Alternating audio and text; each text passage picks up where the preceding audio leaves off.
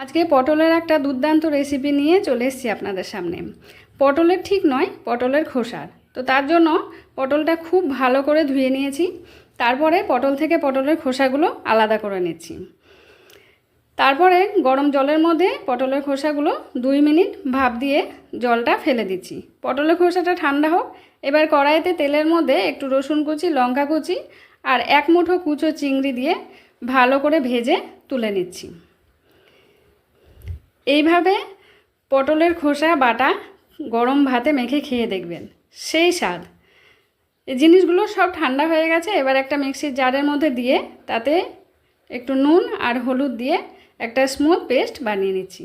তারপরে কড়াই আবার 2 চামচ তেল দিয়ে কালো জিরে ফোড়ন দিয়ে বাটাটা ঢেলে দিয়ে রং হওয়ার জন্য একটু কাশ্মীরি লঙ্কার গুঁড়ো দিয়ে ভালো করে নেড়ে চেড়ে শুকিয়ে নামিয়ে নিচ্ছি। সেই স্বাদ।